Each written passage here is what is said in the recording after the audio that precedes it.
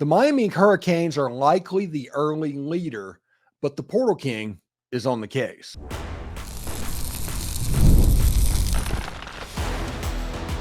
You are Locked On Ole Miss, your daily podcast on the Ole Miss Rebels. Part of the Locked On Podcast Network, your team every day.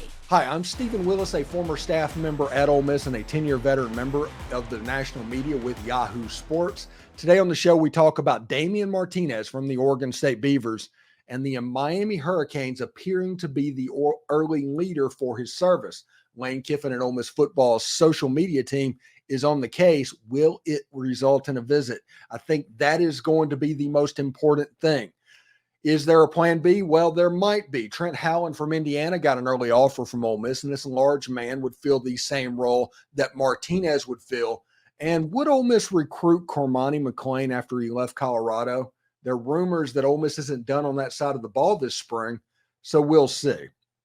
This is the Locked On Ole Miss podcast, your daily podcast on the Ole Miss Rebels, part of the Locked On Podcast Network, your team every day. We're free and available on all the podcast apps and on YouTube. Thank you for making the Locked On Ole Miss podcast your first listen every day. And special hello to the everydayers that make the show what it is. There's still time to join the Grove Collective and help Ole Miss sports moving forward. Go to thegrovecollective.com and join the day.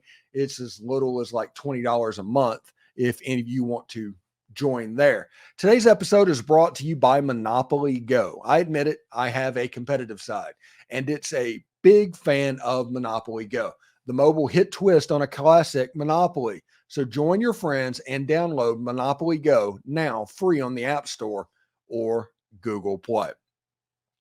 Now, we have an interesting situation going on in brewing because we've seen from like Pete Nakos and all those guys online. They're doing a really good job with the transfer portal, by the way.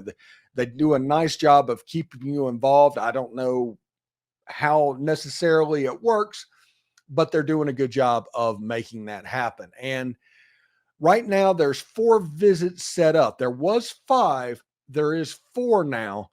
And those 4 would be Miami on the last one. And then there's Kentucky, Mississippi State, and Arizona.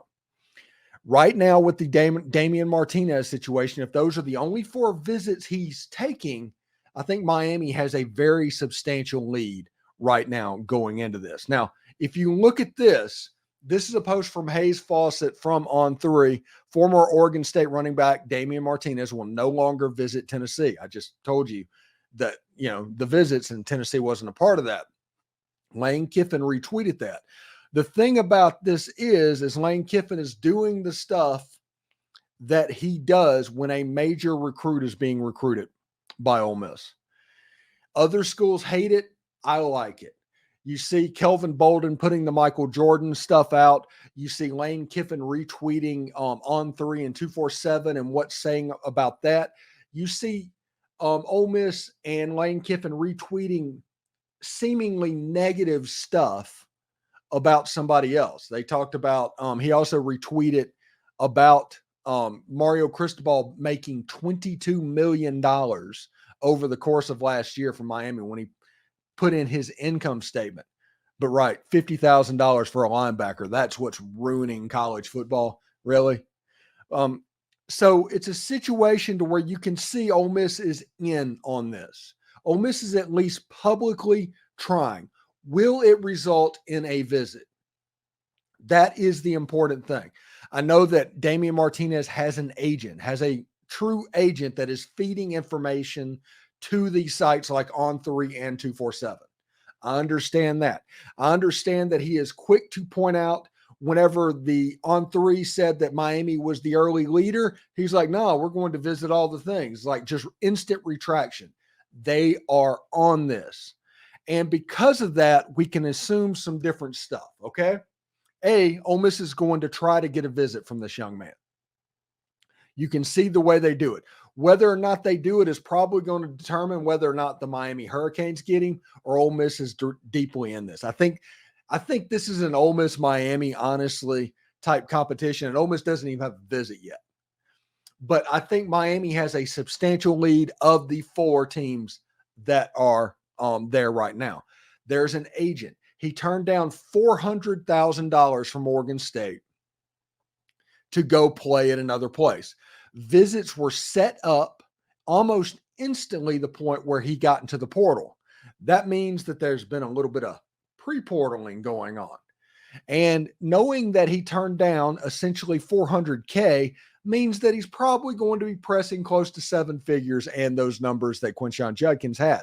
Now, I will say this. The Florida football scout, Brian Smith, said that Damien Martinez was a better head-to-head running back than Quinshon Judkins, which makes me think it might be worth it a little bit. But we will see how this goes. We know that Ole Miss is going to be fighting for a visit, trying to get him on campus. As we've seen the last couple of years, if you get a player on campus at Ole Miss, you have a legit chance to get him. We all saw what happened in December and January and how the transfer portal went with that. This staff does a very good job with portal players. And when you take the Texas connection that Ole Miss has, to where Billy Glasscock and Alex Brown and those guys, all with Texas roots, DJ Mann, and other people on the staff as well, Damien Martinez is a Texas back. He probably has some semblance of a relationship with one of them. And we'll see exactly how that goes. I will be really interested to see over the next couple of days if he visits Oxford. This is kind of that point where this is very important. Like I said, I think it's going to be Miami, and the only way Miami really has to worry is if Ole Miss gets a visit. I do think this is going to be a two-team thing. Now, the other ones, schools are going to get in there.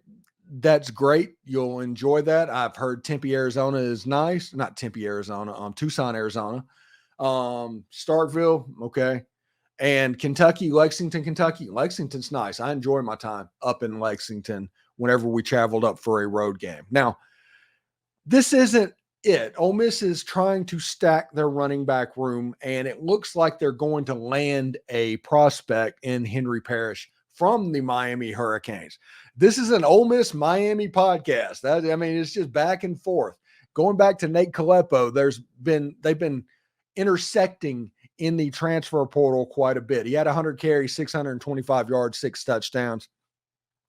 Alex Dono did a video. If Henry Parrish visits Ole Miss or commits to Ole Miss, that video will get played, talking about how he is one of the more durable running backs that Miami had a year ago. He got passed a little bit at the end of the year by true freshman Mark Fletcher, but Henry Parrish was a good all-around running back that could do a little bit of everything. He has a relationship with Kevin Smith. He has a relationship with Lane Kiffin. He should be able to come in and kind of just pick up and go. It's not going to be a typical mid-year type transfer. And yes, I call this a mid-year transfer because you're coming in the middle of the season of preparation, because everybody knows January workouts is where it starts for the football season. This is a year-round thing. But him having familiarity at Ole Miss is going to help him out. Also, he's probably going to have to learn where some stuff is as well, because he's never stepped foot in the new Manning Center. So we'll see exactly how that goes with him. There's a lot of interesting stuff that is happening. There's a lot of things to pay attention to in this transfer portal window, and one of which is a plan B that we're going to talk about in the next segment. We're going to talk about the new transfer rules that the NCAA ratified yesterday, and we're going to talk about Cormani McClain and whether or not Ole Miss would go after him on that side of the ball. I don't know. I'm just thinking out loud on him. I have not heard anything, but a cornerback of that skill going into the transfer portal, we're just not hearing a lot about him. And I'm not exactly 100% sure why. Anyway, thanks for making Locked On Ole Miss your first listen of the day. So Ole Miss looks like it's going to at least publicly be making a play for Damien Martinez. But is there a plan B if it doesn't work? We think so, and we're going to talk about that next. Let's get straight to the point. You want to grow your portfolio to deal with the rising cost of inflation and pay off your debt and your mortgage. Pretty much anything standing in the way of you and financial freedom, right, needs to be done away with. Well, with Yahoo Finance, you can get access to the news, data, and tools that you need in order to help you reach that financial freedom. For more than 25 years, Yahoo Finance has been the brand behind every great investor. Whether you're a seasoned investor who's looking for that extra guidance, or Yahoo Finance gives you all of the tools and data that you need in one place, they are the number one finance destination, producing a holistic look at the financial news cycle, including breaking news, original editorial perspectives, and analyst ratings, independent research, customizable charts, and more. Securely link your brokerage accounts as well for a unified view of your wealth, including 401k and other investments. A comprehensive perspective is what sets you apart from great investors. And it's how Yahoo Finance ensures that you have the insight to look at your wealth in its entirety. With community over 90 million users each month, the real strength is helping you find your way to financial success. For comprehensive financial news and analysis, visit the brand behind every great investor, yahoofinance.com. The number one financial destination, yahoofinance.com. That's yahoofinance.com. The Locked On NFL Mock Draft is available now. It's the ultimate 6-episode series on Locked On NFL Draft to hear who the local Locked On experts are picking for every NFL franchise, with live reaction from college football experts and even fantasy football's angles. The Locked On NFL Mock Draft is available now on Locked On NFL Draft on YouTube or wherever you get your podcasts. So, Ole Miss is in on Damien Martinez, and they're trying to get him on campus. Whether or not that'll happen, there's about 17 different factors that control whether or not he's going to be on campus. But the question becomes, does Ole Miss have a plan B? And I think that Ole Miss does. There's a running back out of Indiana named Trent Howland, and Ole Miss offered this running back. He's 6'3", 240 pounds. He is that big back guy. Remember, I talked yesterday about finding somebody to fill a role, not a hole. You're not looking at a running back room that is hurt. You're trying to find luxury pieces. You're playing chess when everybody else is playing checkers. That is the way you're looking at this. There's certain people that is actually just looking for bodies to put into a room. You are not that person. You're looking for somebody that can provide something very specific for you. At Indiana with Tom Allen a year ago, before Kurt Cignetti took over, he had 75 carries, 354 yards, and 2 touchdowns. Not great, nearly 5 yards per carry, but it was consistent and it could be counted on. Now, one thing that Ole Miss is going to look for a running back like this is goal line in short yardage situations. And yes, I realize that personnel changes with Ole Miss's offense doesn't necessarily happen. They want to go fast. They want to catch you off guard. They want to do all of that stuff. But when you have an opportunity to make the change, which happens 2 or 3 times a ball game, if we're going to be honest, Trent Howland on the bench, he would be perfect for a 1st and 2, or a 1st and goal at the 2, a 1st and goal at the 4, a 4th and 2, a 4th and 3, something that will affect linebackers. You put him in, he's going to get their attention. You can use that in his run game because you're going to force the linebackers to come forward, but also the tight ends could get behind him. The slot receivers could get behind him. Heck, you could even have Trey Harris on a mesh concept as well. This is why a running back like that is important. Now, the other running backs on Ole Miss's system, we talked about this yesterday. They're all 195 to 205, every one of them. You know, Ulysses Bentley, Henry Parrish, if he comes, and Kedrick Reesino, again, all fall in that thing. So there is no change of pace type running back that you are putting in, if that makes sense at all. This is an opportunity to make your team and your offense a little bit more dynamic. Damien Martinez, he's the top guy in the portal. Of course, you would want him. Ole Miss is making a play for him. But if that doesn't work, Trent Howen would fit that as well. So we'll see exactly how that goes for Ole Miss. I don't know. over the course of 2024 or in this transfer portal. There's certain running backs that Ole Miss are in on. There's certain ones that they're paying attention to.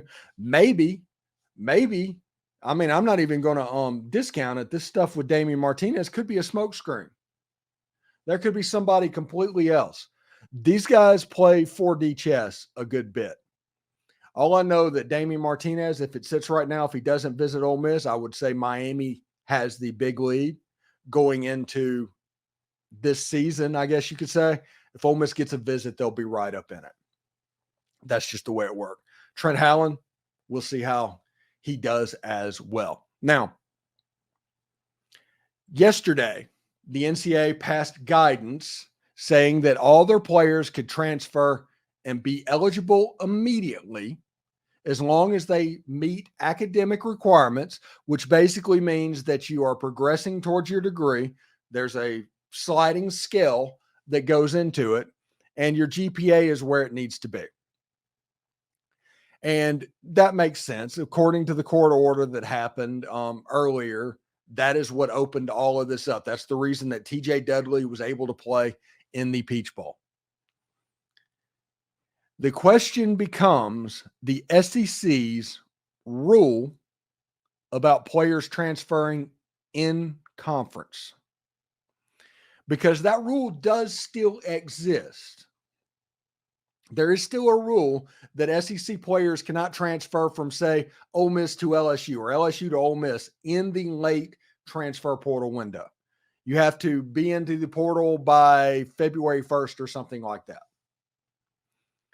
So knowing that and knowing the federal orders, it stands to reason that if anybody were to challenge this in court, you would win. So in that rule, I mean, you have to go through it. It could be weird. It could happen. I just don't know whenever the SEC meets in Destin in May, whenever they have that at the end of May, beginning of June, I think they're going to make it to where the SEC teams where you can transfer in conference and it's fine because of the academic requirements and all of that stuff, because it's an NCAA rule. And now the SEC rule is kind of like an unnecessary hardship that is put on these student athletes. And now it's the target to point to. So we'll pay attention to see exactly how that goes. There's other situations, essentially. The NCAA is kind of a paper tiger at the moment, and they basically are just taking away rules. Anything that keeps them from getting sued, they do it. They just kick the can down the road over and over again to try not to get sued. And honestly, I don't blame them. I don't blame them for that even a little bit, because right now their history is not good. What's going on, what's happening to them the last 10 years, I guess going back to the O'Bannon ruling, it's been L after L after L. They've turned into Vanderbilt. For 150 years, they were Alabama, and they just overnight turned into Vanderbilt, to where everybody's homecoming. Every lawyer is scheduling the NCAA in court to get that slump busting win. That's just the way it is now. And honestly, it makes sense. Listen, I am okay with what's going on. Sure, change is difficult. Change is weird. I do not think that freedom of movement should be a thing if you're not going to contract players. If you're not going to have that, the same thing happened with professional baseball when they first started doing that. People were just going willy-nilly after a year, going to another team and moving all around. And then contracts had to come into play. Heck, that's how the reserve clause ended up happening in Major League Baseball, but I digress. This is completely normal and completely natural in the history of professional sports in the U.S. And yes, I am calling this professional sports because this is professional sports. You're getting paid to play a game like a professional. Now, the NCAA right now is not a pro league. There is no rules. There's no guidance. They have to figure out what they can do. Everybody is so hyper litigious at the moment that they're nervous about doing anything, but something needs to be done. And I think what's going to end up eventually happening is the NCAA is going to die. And there's going to be a breakaway that happens, because let's be real about this.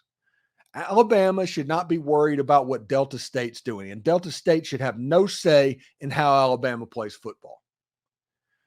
Just doesn't. It's apples and oranges. Those are two completely different institutions.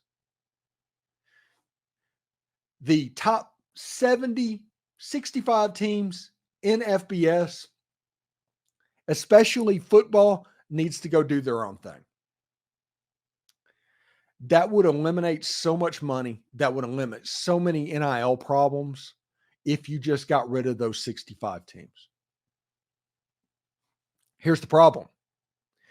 If those 65 teams go out and do their own thing in football, they're going to go do their own thing in basketball, which is going to blow up the NCAA tournament. And I don't mean that for a quality type thing. I mean that is going to remove the NCAA's cash cow. So you see how this is different. You can see the tightrope that they have to do. And basically their strategy for essentially the last 4 years has just been delay. It is what it is.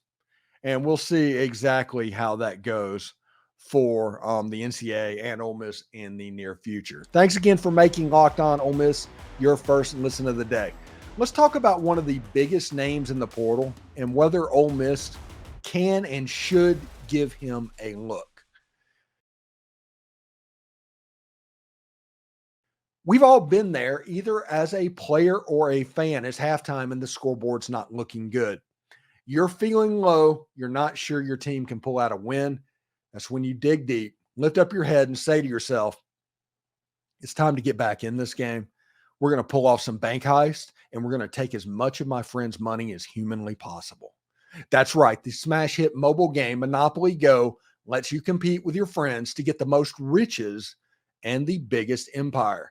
It's the Monopoly you love, but on your phone, anytime, with a ton of new twists, including leaderboards to compare your progress to your buddies. There's so much to do. You can play on countless dynamic Monopoly boards.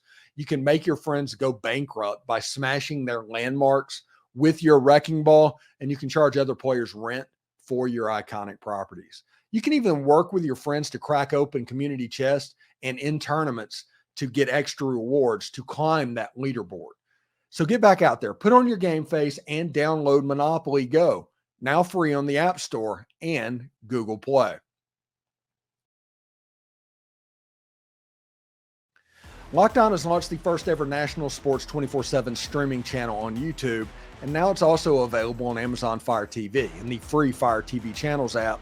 Locked On Sports Today is here for you 24/7, covering the top sports stories of the day with the local experts of Locked On, plus our national shows that cover every single league. Find Locked On Sports Today, now available on the free Fire TV Channels app. Be part of history. Now, the next part is just kind of us spitballing, just having fun, essentially. Does everybody know who Cormani McClain is? He was a cornerback from Lakeland, Florida, Under Armour All-American. He's the guy that during the Under Armour game a year ago refused to do any press because at that point he was, deciding between Florida and Miami. And he didn't know which way he was going to go. Well, he ended up signing with Colorado as a true freshman. Ended up starting games for Colorado as a true freshman. He's a 6'3", 180 pound. He's not the biggest guy at cornerback, but he has some skills. The question is, should Ole Miss go after that guy? Because this is the point that everybody needs to know. With Amorium Walker, Ole Miss kind of already has that guy as a 6'4" cornerback that has a chance to be really good, extremely athletic. Should Ole Miss go after a Cormani McClain? The rumor is that Ole Miss isn't done on that side of the ball. whether defensive end, linebacker, defensive back, they're not done. They're going to be active in this transfer portal window. So why not a former number 3 player in the country, or maybe number 1 player in the country, Cormani McClain?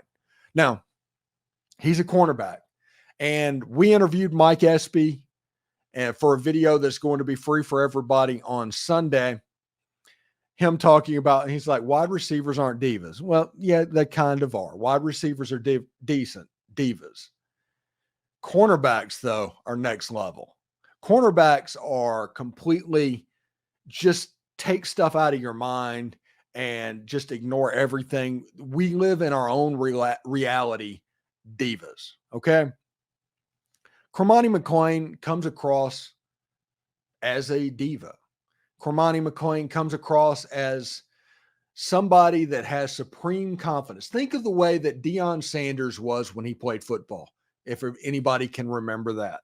Think about how the best cornerbacks in the NFL have played. Cormani McClain has a lot of that mindset. I mean, a whole bunch of that mindset.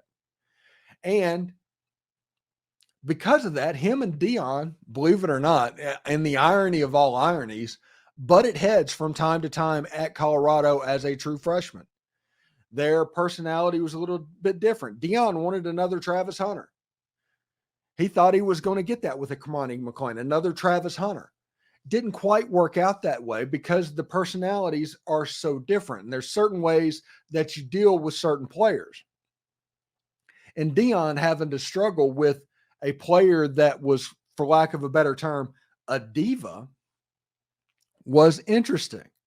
Now, what schools are Cormani McClain going to go to? I think he burned his bridge with Miami. I think he burned his bridge with Florida.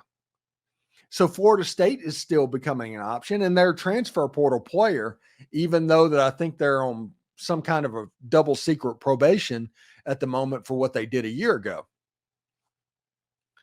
Where is this player going to go? Because the talent is oozing. The talent is everywhere.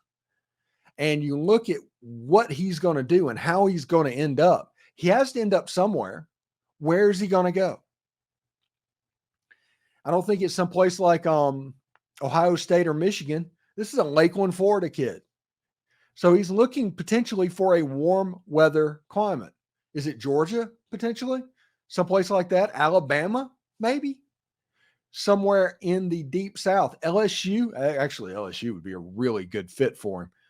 It would be really interesting to see what Cormani McClain could be playing football in the Southeastern Conference with high-level coaching and all of that stuff that comes with getting him ready for the NFL.